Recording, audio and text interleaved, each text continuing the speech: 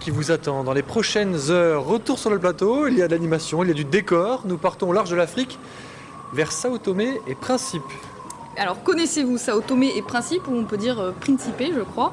C'est un archipel au large du Gabon et nous recevons ce soir le consul de cet état, Jean-Pierre Ben Saïd, qui vit à Marseille, et le maire de la capitale Sao Tomé, Joao Viegas, qui est en visite chez nous cette semaine. Alors nous allons parler chocolat et espadon, puisque vous le voyez, nous avons un magnifique spécimen empaillé sur ce plateau. Bonsoir messieurs. Bonsoir. Merci d'avoir accepté notre invitation. Alors quelle est la spécialité de Sao Tomé ? Avant tout, vous venez de parler du chocolat, on dira plutôt le cacao, c'est-à-dire la matière première, ce cacao qui permet ensuite, après multiples transformations, d'abord dans le pays et ensuite en Europe, d'élaborer le chocolat avec lequel tout le monde se régale, bien sûr. D'ailleurs, Sao Tomé et Principe est surnommé l'île chocolat. Exactement, oui. Vous êtes très bien informé. Donc, Sao Tomé et Principe, l'île chocolat. Et ce soir, Monsieur Viegas, donc le maire de Sao Tomé, a apporté avec lui donc une cabosse, une vraie cabosse fraîche de cacao de Sao Tomé.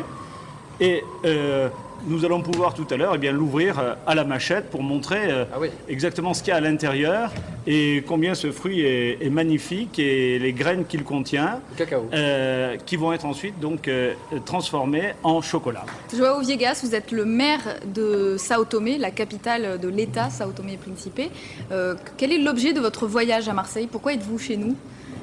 Je suis là dans le cadre d'une mission pour prendre des contacts avec les autorités municipales.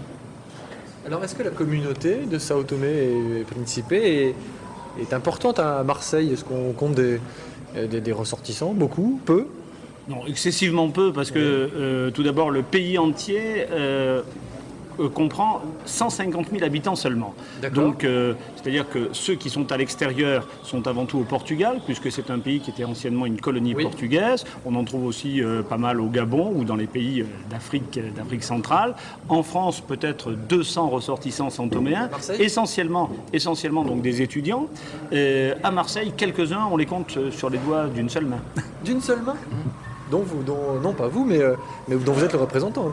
Dont je suis le représentant. Donc le rôle du consul de Sao Tomé à Marseille, Sao Tomé et Principe bien sûr, consiste plus à faire connaître ce pays, consiste à trouver des accords, des partenariats, des échanges, on en a déjà plusieurs. Et aujourd'hui, justement, cette semaine, lors de votre visite, vous essayez de développer des liens économiques, culturels, de quel ordre? Oui, c'est un petit peu sur plusieurs domaines, surtout dans le domaine économique, culturel, etc. Dans tous les domaines. Quel regard portent généralement les habitants de ce pays sur la France en général et sur Marseille en particulier? Alors avec Marseille, de par la présence du consulat depuis déjà bientôt 15 ans, il y a de nombreux liens qui se sont tissés. Alors tout d'abord, nous avons un jumelage entre le lycée Nord, le lycée Saint-Exupéry à Marseille et le lycée national de Sao Tomé. Il y a l'histoire maintenant du cacao et du chocolat, puisque ce cacao, une partie du cacao de Sao Tomé est importée jusqu'à Marseille, elle est transformée ici, donc chez nous, dans l'usine de Saint-Menet, l'ex-usine Nestlé, qui est maintenant Net Cacao.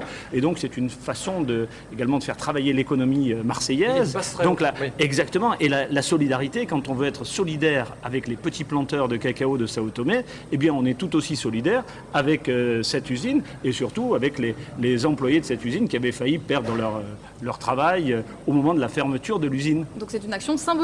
Vous importez vous-même de la fève de cacao, je crois qu'on dit comme ça. Voilà, oui, exactement, ce sont des fèves de cacao.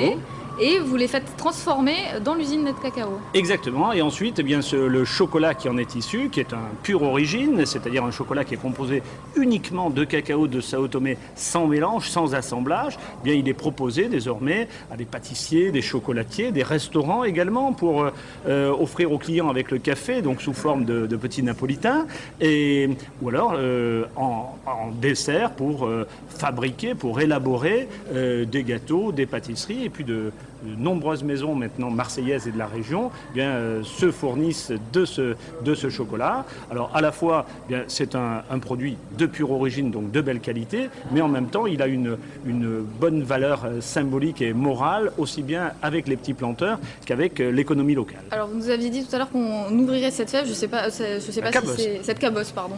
Je sais pas si c'est périlleux ou si... Je vais mettre debout. Si vous voulez vous mettre debout, mettez-vous comme on va vous y voulez, arriver. ne vous tranchez pas la main. Voilà donc en direct l'ouverture de la cabosse par monsieur le maire de Sao Tomé. Donc vous voyez quelques coups de machette pour ouvrir la cabosse. Alors à Sao Tomé, un planteur ouvre jusqu'à 1500 cabosses par jour. Par jour. Voilà, et là quand on l'ouvre, eh bien voici une véritable merveille de la nature. La cabosse avec les graines à l'intérieur, une quarantaine de graines qui sont dans plusieurs colonnes, exactement comme dans les grenades par exemple. Oui. Et on voit qu'il y a une pulpe blanche, ça s'appelle le mucilage. Alors cette pulpe sert à protéger les graines. Alors les graines, vous voyez, c'est un peu comme des pierres précieuses.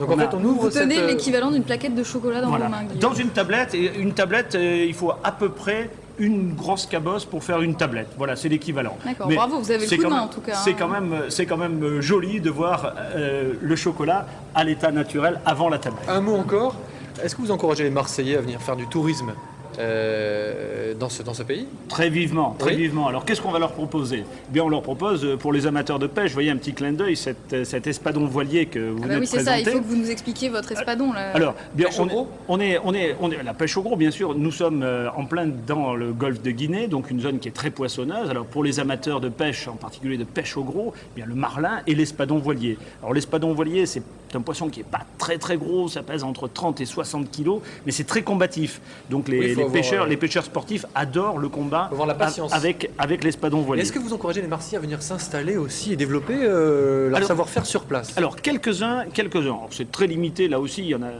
deux à ma connaissance qui sont installés à Sao Tomé, en particulier un dans l'hôtellerie, un autre dans les services. Mais comme c'est un pays tout neuf, 150 000 habitants, Oui. indépendant depuis une trentaine d'années, eh bien tout est à créer. Nous avons des besoins, c'est pour ça d'ailleurs que monsieur le maire est à Marseille aujourd'hui.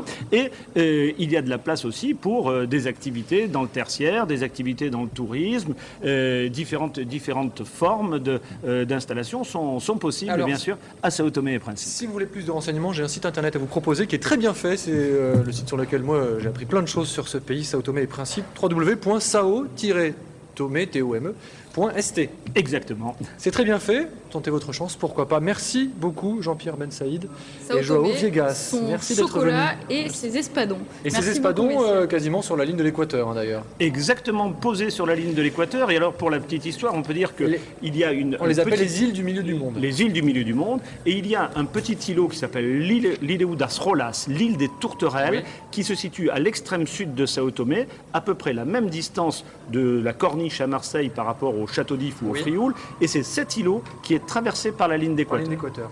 Bien, du tourisme Merci ou beaucoup. pourquoi pas développer une activité sur place. Attention Sacha, ne vous blessez pas. Merci messieurs d'avoir été nos invités. 19h le journal. À tout à l'heure. Vous repartez avec l'espadon et la carte. En direct le journal tout à l'heure. Pour l'heure c'est nouveau avec Céline Aubert. Mon père m'avait prévenu, babalabim, babalabam, mon père m'avait prévenu qu'ici les DJ sont fada.